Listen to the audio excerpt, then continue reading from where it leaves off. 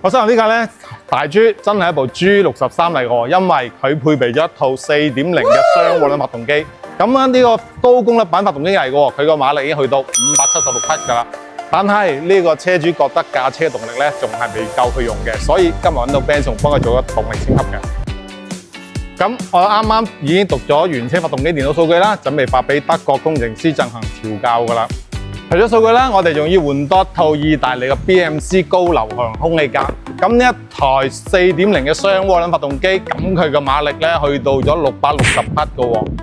咁呢架 G63 排量已經咁大，馬力已經咁大啦，仲要揾我哋動力升級。咁樣我哋做完動力升級之後咧，對呢個發動機有冇危害咧？Benson喺度好肯定話俾你知係冇嘅，因為我哋改個數據都係好安全，同埋我哋改呢個動力嘅目的咧，都為咗提升呢架車嘅行駛舒適性嘅啫。我係專修 Benz 28年嘅 Benson，幫你安心開奔馳。